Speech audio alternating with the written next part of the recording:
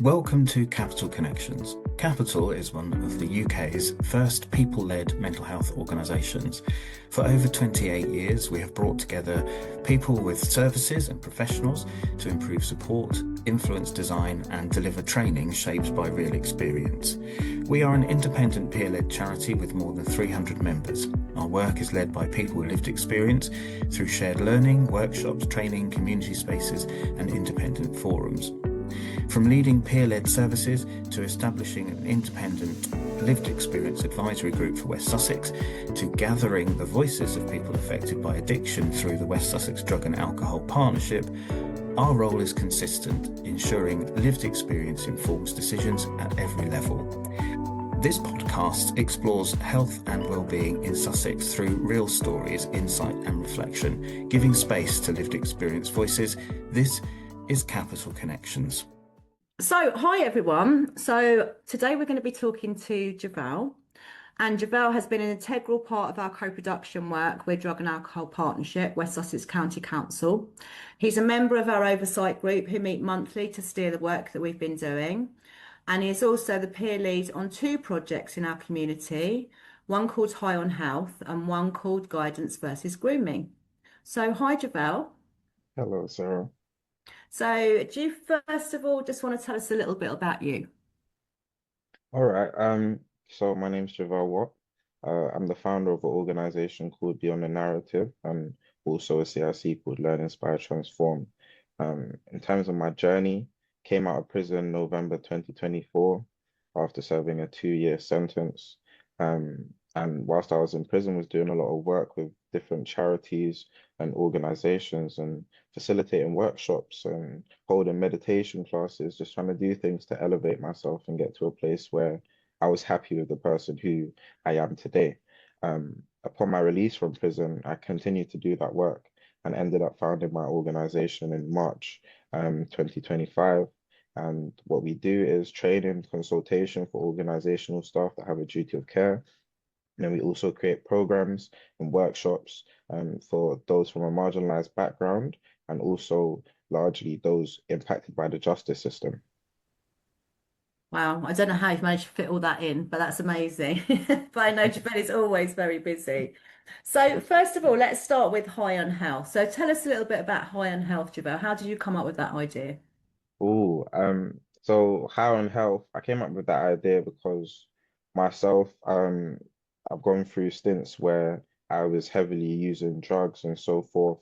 And around 2020, one of my friend's sister, he introduced me to her, and at the time she was creating packages, so different blends of different herbal remedies and replacements for tobacco, weed, and so forth. And I started using these, so things like mullein leaf, rose petal, and so forth. And it really helped me to one, cut down my usage at those times, and then also to remain abstinent for whiles. And I thought it was really beneficial. Everybody that I introduced these to, they really liked it. They thought it was a much cleaner smoke. It really helped them to move away from their old habits. So on my release from prison, what really supported me, as I've been to prison 3 times, this last time, what really made all the difference was actually having exposure to new communities. And that was kind of the idea for High on Health. The importance of community and being able to experience things together, um, yeah, was the driving force, what allowed me to come up with the idea. So what High on Health actually is a series of events where we'll be reframing how people interact with each other socially. Oftentimes, when people interact, it's under the use of substances and so forth. So we want to allow people to have some positive interactions without the use of substances. So we'll be introducing herbal replacements for smoking, herbal teas, and also mocktails. And what this is supposed to do is allow people to have a chance to see that they don't need the things that they felt like they needed, and then more so to be able to touch base and kind of mingle with other people who are at similar points in their journeys as them to really help sustain their new changes. So the events will also include things like a breathing paint session. So oftentimes people do sip and paints. We want to reframe that as a breathing paint, allowing people to connect with themselves, the other people around them, and being able to record that artistically, and then giving space for more artistic expression through the means of open mic. And the theme of the open mic will be recovery, mental health, and just honesty. Amazing. Proving we can still have fun in recovery. What a great idea. And I know we can. I remember going to a night once at the Ministry of Sound, which was an alcohol-free night with AA, I think it was, or NA. And it was just so much fun, actually, when you see people can have that fun without having to have, something, to keep them going. So how about what has been the challenges or the successes first that you've had with High on Health? What do you think has gone well with it? So what I think has gone really well is being able to curate research, find research that supports the theory and idea that uh, smoking herbs, herbal teas, all of these things are much better than their counterparts, which would be smoking tobacco, smoking weed, whatever it may be, the effects on the body, and how the herbs actually help to heal your body as well in certain areas when it comes to herbal teas and the mocktails and so forth. Um, yeah, that's worked really well. Uh, Coming up with the information. So the one of the people that's actually involved with the High on Health project, they they're very versed in neuroscience. That's kind of their Mm. thing. So in terms of how substances affect the brain, how the herbs affect the brain, we've it's been very incremental in terms of the project, being able to have that person on the team who can navigate these areas, come up with information packs. We've got a great presentation, some workbooks, booklets, things that people can take away so they can read up on things more and make sure that they're fully enlightened about what's going on and how these things affect their body. Amazing. And what about challenges? Any challenges that you've had with this particular project? I would say the challenges are specifically just n navigating my personal life. We kind of spoke about this before, but obviously working with people that have lived experience and are at different stages of their life can be difficult. Obviously, people are still navigating, trying to get to places where they're trying to be settled, and we have to make room for that and make sure that we're being compassionate along the way and giving people space when they feel like things are too overwhelming. So that can kind of delay the process at times, but yeah, it's manageable and just making sure that we have the right safeguarding in place and support for everybody that is working on the project. Absolutely, I totally agree. And I know we were talking about this earlier, and I think it is absolutely key that we have support for people who've lived experience. We always know that. And like we were saying earlier, it's just making sure that people have that time to get on with their lives. So what's next for High on Health then, Javel? So High on Health, actually at the point where we're at right now, we've got the first High on Health event, which is going to be tomorrow. Great. So yeah, once that's out the way, then we're gonna speak about expanding things and make plans for the consecutive events that will be following, and just ensuring that we can make this as sustainable as possible and have a consistent High on Health event that people can always turn to. Um, at the moment, we started in West Sussex, and we're going to continue in West Sussex and then expand out of West Sussex. Hope to bring it to London and make High on Health very prominent staple kind of thing in the community where people know that this is a space that they can go to that's substance free and they can try new things and connect with people in new ways. Great. So how can people find out about the events for High on Health then, Javel? So we have tickets which are free on Eventbrite. We also have posts on social media, so Instagram, LinkedIn, and you can go to our website at beyondthenarrative.co.uk, and you can find more information there, or my personal LinkedIn page, Javel Watt. Great, thank you very much. So another project that Javel's been running in the community is very different actually, and it's called Guidance versus Grooming. So can you tell us a little bit about Guidance versus Grooming, Javel? Yeah, guidance versus grooming is also another project that I hold very dearly and I think it's going to be able to make a huge impact. So guidance versus grooming stem from um, My background, uh, coming from a gang culture, street culture, where there was a lot of drug dealing and so forth, oftentimes people are looked at as groomers, and um, I don't think things are that black and white. Upon my release from prison, coming into this sector, I saw a lot of exploitation, a lot of tokenism, um, which kind of gets overlooked a lot of the time. People don't really know how to work with lived experience. It's still quite a new thing. So just looking at things from a bird's eye view as much as possible, I wanted to raise awareness for the different kind of circumstances where people can get exploited, and then also for people to be able to look at people with a more compassionate lens. So, example being, if somebody is selling drugs and that is literally the only option that they can see for themselves, they don't know any other ways, and somebody comes to them for help. Yes, for one, the person who's selling drugs, maybe they shouldn't offer their help, but if you're somebody who genuinely cares and these are the only resources you have to be able to support somebody, teaching somebody to sell drugs or helping them to sell drugs, I don't think that should be looked at as grooming. I think it needs to be looked at more than just surface level and just understand that although this person may not be in a position to help, all they were actually trying to do is help. And that doesn't take away from saying that there are genuinely people who do sell drugs who are trying to exploit people, but I don't think everything's as black and white as just everybody who helps somebody else sell drugs is actually grooming or exploiting. Sometimes that person giving their help is also the person who needs help themselves. Yeah, absolutely. So what is that going to look like then, Javel? What are you planning to do with that?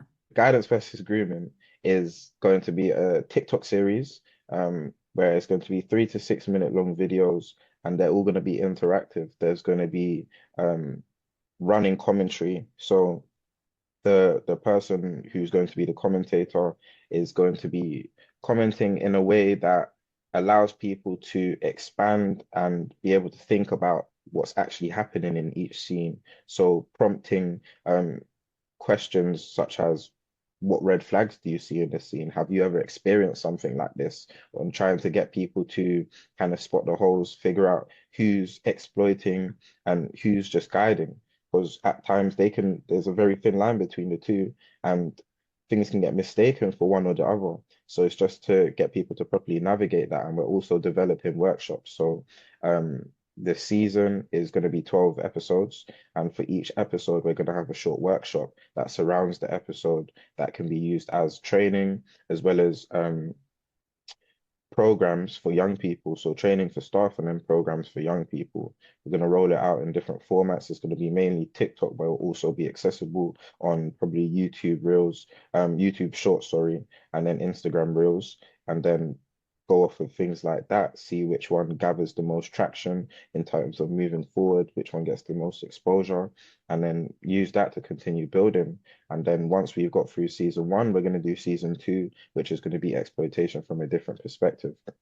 That's amazing. Such a different thing, but equally as amazing. So it sounds like there must have been some challenges with that because it's very different and it sounds like there's a lot to pull together. So what would you say the challenges were for that? I would say the main challenges with that were, again, probably the lived experience. But aside from that, the lived experience has added to it so much. Everybody who's got involved in the project has, yeah, they've made profound impact in terms of the project being able to move forward. The main challenges, aside from that, I would say, is we're all new to these things, trying to do things that are out of the box, Mm. trying to make sure that everything you're doing makes sense and is logical. Um, I'd say the most difficult part has been location gathering, just finding the right locations, trying to think about how to make the scenes land and are as impactful as possible without taking away from any lived experience or taking away from any of the emotional aspects within things or the educational aspects, should I say. Yeah, aside from that is when it comes to social media, just trying to balance and navigate social media. Not everybody has the best relationships when it comes to social media, so just trying to wrap our heads around that has been quite a Yes, challenge as well. I agree with that. So what's been your successes? What have been the highlights of doing this work? I say the successes, the main successes for me as work would be the people that have reached out to get involved. So the actors that we've shortlisted, we've got some great actors that have good followings themselves, which also will add to the exposure, um, the reach that we're able to achieve. We have people that make music themselves, so their following is great, and we can also implement and add a musical aspect to the series. I would also say people that want to partner. So we've got people from National Prison Radio, we've got people from BBC, we've got other well-renowned organizations like Everyone's Gang that are going to be involved in ensuring that this is the best that it can be. We've got connections with Maidstone Police um, from some meetings that we've had previously earlier on last year. So there's quite a few people that are waiting and are keen to do what they can to support once the series is ready to be launched, and making sure that it does all the things that it's supposed to do. Great, amazing. So what are the next steps then? Where are you with that? And where will people be able to see it? I know you were saying it's on YouTube, but how would they get hold of that when it's out, do you think? All right, so the next steps right now is to start getting the scenes recorded. All the actors are there and so forth. We've identified the location, so it's just to start getting the scenes recorded and start doing the marketing surrounding that, to start building up the social media presence and on all the platforms that it's going to be presented on. Um, and then yeah, start getting out that marketing material, and then start curating and editing the footage, and yeah, do probably uh a soft launch. So have probably a small screening with a few people with lived experience and other people that have been involved, to allow people to see the first few episodes before everything's launched, and then yeah, launch. Great, amazing. And we'll hope to get that out far and wide because that's going to be really valuable for lots of people. So amazing. So anything else you'd kind of like to add before we finish up? Anything that you think you'd like to say?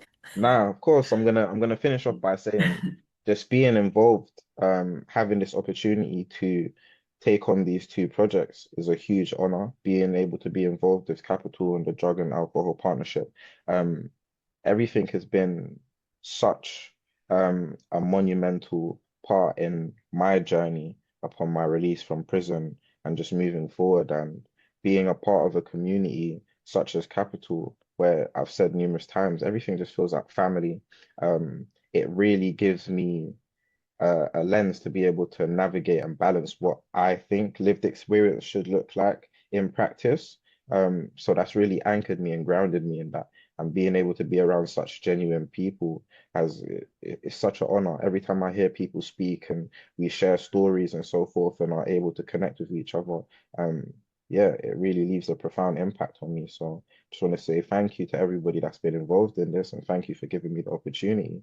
And I hope moving forward that things keep excelling and getting better as we go along. And lived experience, the work that we're all doing really gets highlighted and acknowledged for what it is, the incredible work that we're all doing, especially from everyone's backgrounds and how far everybody has actually managed to come. Well, you've been amazing as well, and you have been a really integral part of this work all the way through. I think I met you when you just about first came out of prison within a couple of days, Yeah, I think. I think you were yeah, just, I was going to meet you when you were just in prison. So all that you've done in that really short amount of time has been amazing. And like I say, you've been part of the oversight group, these projects that are both equally amazing and inspiring, actually. I know you've been involved with the trauma-informed training as well, which is yeah, really important work. We're really working hard to train staff across West Sussex because people with lived experience have asked for that. And I couldn't agree more. I think Capital is like a family. I found yeah, that. I think because we can pull on our strengths together and we understand each other. And we've all had a lot of trauma, haven't we? Lots of us with lived experience have been through a lot. yeah, And we like to work in a slightly different way. And I think what very often happens with this work is lots of red tape gets sort of wound round it, doesn't it? And it becomes very yeah, difficult for us to work in that environment. I think we like to yeah. work in a certain way, and I think it kind of works. But we thank you too very much, Javel, for everything you've done. And we hope there's going to be more to see, and there will be. Yes, definitely. You've been listening to Capital Connections. Capital is an independent peer-led charity working across Sussex to amplify lived experience, strengthen peer support and influence how services are designed and delivered. If this conversation resonated with you, you can share this episode, follow or subscribe to the podcast, visit our website to learn more about our work, or get involved in future conversations. We're always looking to hear from people with lived experience, people committed to co-production, and others who want to do things differently. Connection starts with voice, and voice leads to change. Thank you for listening.